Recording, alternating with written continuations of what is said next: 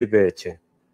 তো এইটার কারণে কমিশনার স্যারের, আপনারা জানেন যে DMP commissioner Sheikh Sajjad Ali NDC মহোদয় নির্দেশনা দিছে, উনি আমাদের যে বিভিন্ন ফাঁড়ি আছে ফাঁড়ি ইনচার্জদেরকে ডেকে স্পেশালি টাস্কিং করে কালকে। তো কালকে থেকে একটা বিশেষ অভিযান চলতেছে গত 24 ঘন্টা মানে 22 তারিখ সকাল 8টা থেকে 23 তারিখ সকাল 8টা পর্যন্ত 24 ঘন্টায় আমরা প্রায় 93 জন ছিনতাইকারীকে অ্যারেস্ট করতে সক্ষম হয়েছি এবং এদেরকে তাদের বিরুদ্ধে যে আইনানুগ ব্যবস্থা এটা থানাগুলো কার্যক্রম চালাচ্ছে। হ্যাঁ, আমি যদি বিভাগ ওয়াইজ একটা পরিসংখ্যান দেই তাহলে রমনা বিভাগে আমাদের 8 জন, মতিঝিল বিভাগে 14 জন, লালবাগ বিভাগে 26 জন, ওয়ারি বিভাগে 10 জন, তেজগাঁও বিভাগে 19 জন, মিরপুর বিভাগে 4 জন, উত্তরা বিভাগে 8 জন, গুলশান বিভাগে 4 জন, মোট 93 জন অ্যারেস্ট হয়েছে। একটা উল্লেখযোগ্য ঘটনা, গত কয়েকদিন আগে যে মোহাম্মদপুরে একটা দিনে দুপুরে একটা ছিনতাইয়ের ঘটনা ঘটে, ওই একজনের কান চাপাতি দিয়ে কাটছে, এরকম দেখছেন আপনারা, নোটিস হয়েছে মনে হয়। এই ঘটনায় আমরা 4 জনকে অ্যারেস্ট করছি, 4 জনকে অ্যারেস্ট করতে সক্ষম হয়েছি। এর মধ্যে 2 জন অলরেডি স্বীকার করছে আর 2 জন ওরাও হয়তো আশা করতেছি করবে। এই আলামিন 25, মোহাম্মদ ফয়সাল হোসেন 20, মোহাম্মদ রবিন হোসেন 25, মোহাম্মদ ইমন হোসেন 20, এই 4 জন ওই ঘটনায় গ্রেফতার, যারা ঘটনার সাথে সরাসরি জড়িত ছিল।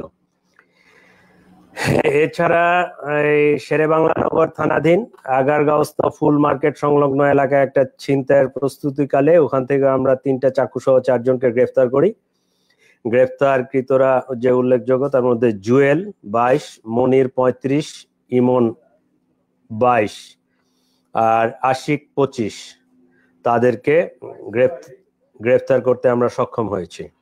আমাদের এই ছিনতাই প্রতিরোধে আমরা যে নির্দেশনাগুলো দিয়েছি, যে ব্যবস্থাগুলো নিয়েছি, তার মধ্যে উল্লেখযোগ্য যদি আমরা বলি সেটা হচ্ছে আগে আমাদের ওই ছিনতাই প্রবণ এলাকাগুলোকে চিহ্নিত করা, ক্রাইম প্রবণ এলাকাগুলোকে চিহ্নিত করা, কারা এই ছিনতাইয়ের সাথে জড়িত তাদেরকে চিহ্নিত করা এবং তাদেরকে অ্যারেস্ট করার সর্বাত্মক প্রচেষ্টা চালানো।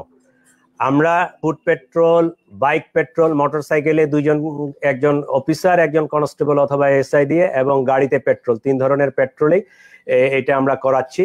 এবং এই পেট্রোলগুলো যেহেতু এখন শীতের রাত এবং গভীর রাতেও ছিনতাইয়ের ঘটনা ঘটতেছে, বিশেষ করে দূরপাল্লার যাত্রী যারা শেষ রাতের দিকে আসে, নামে বিভিন্ন ওই রেল স্টেশন, বাস স্টেশন বা বিভিন্ন জায়গায় আসতেছে, প্রাইভেট কারও আসতেছে। তো মোবাইল পেট্রোল গুলো যেন ঠিকঠাক মতো কাজ করে, এই কারণে আমাদের এমনি নর্মাল মনিটরিং আছে, তারপরও এই সময়ের জন্য আমরা অতিরিক্ত ভাবে প্রত্যেক ডিভিশনের এসি এডিসি তাদেরকে আমরা নিয়োগ করেছি। প্রত্যেক রাতে তার ডিভিশনের ডিসি সাহেবের যে জুরিডিকশন, যতটুকু এলাকা, ওই এসি সাহেবের অতটুকু এলাকা, রাত্রে যেহেতু রাস্তা ফাঁকা থাকে, এই এলাকায় সে গাড়ি নিয়ে মুভে থাকবে এবং সব পেট্রোল গুলোকে সে তদারকি করবে। এছাড়াও আমাদের কন্ট্রোল রুম থেকে প্রতি ঘন্টায় ওই পেট্রোল গুলোকে ওয়্যারলেসে তাদের লোকেশনটা নেবে এবং তারা সজাগ আছে কিনা, কাজ করতেছে কিনা, এগুলো যেটা কোর্টের প্রসেস, এটা তো হবেই। তারপর আমাদের নির্দেশনা হচ্ছে যে ডিসি প্রসিকিউশনের মাধ্যমে এরা যেন অতি সহজে জামিন না পেয়ে যায়, কারণ দেখা যায় যে যারা এই কাজের সাথে অভ্যস্ত, ওই কোর্টে আমরা চালান দিচ্ছি, কয়েকদিন পরে জামিন নিয়ে বের হয়ে আসতেছে, একই কাজে আবার জড়াই পড়তেছে। তো তারা যেন জামিনটা না হয়, বিশেষ করে এই যে মহানগরীতে আমরা প্রায় 2 কোটির মতো লোক বসবাস করি, তাদের নিরাপত্তার কথা চিন্তা করে তাদের আমরা কোর্টকে বা সংশ্লিষ্ট বিচারকদেরকে রিকোয়েস্ট করব যেন তারা খুব সহজে জামিন যেন না পেয়ে যায়, আমাদের নিরাপত্তার কথাটা চিন্তা করে। তো এই ব্যবস্থাটাও আমরা নিচ্ছি। আর কিছু ছিল? এই মোটামুটি আমাদের পক্ষ থেকে আমরা টাইম টু টাইম যা পাই আপনাদেরকে আপডেট করব। আর আপনাদেরকে রিকোয়েস্ট করব, আপনারা যদি এরকম ওই ঘটনা সংক্রান্তে অবগত হন আমাদেরকে অবশ্যই জানাবেন। বিশেষ করে এলাকাগুলো চিহ্নিত করবেন। আমরা আজকে দুপুর থেকে একটা বিশেষ টিম নামাইছি, এটা সিভিলে নামাইছি। এটা দেখবেন যে ওই কাউরান বাজার, হানিফ ফ্লাইওভার, বিভিন্ন জায়গায় ওই যে দূর দূরান্তের পণ্যবাহী যে ট্রাকগুলো আসে, ইভেন ওই যে কাউরান বাজারে দেখা যায় যে মুরগির ট্রাক থেকে হাত পিছন দিয়ে উঠে পট করে ঢুকে মুরগি টানে নিয়ে যাচ্ছে, মোবাইল টানে নিয়ে যাচ্ছে, কার্টুন নামায় নিচ্ছে, বিভিন্ন ধরনের এই যে পণ্যবাহী যে ট্রাকগুলো, এগুলো থেকে পিছন দিক থেকে এই যে ছোট ছোট বাচ্চা পোলাপান, এগুলোকে আমরা আশা করতেছি অ্যারেস্ট করে ফেলবো। আমরা এগুলো সব ধরে ফেলবো। তো আপনাদেরও সহযোগিতা লাগবে। ধন্যবাদ আমার পক্ষ থেকে। আপনাদের কোনো প্রশ্ন থাকলে করতে পারেন। আপনি বলছেন যে 93 জন পেশাদার ছিনতাইকারী গ্রেফতার করেছেন, এদের পিসিআর কি চেক করা হয়েছে? এরা কতবার গ্রেফতার হয়েছে, কতবার জামিন পেয়েছে?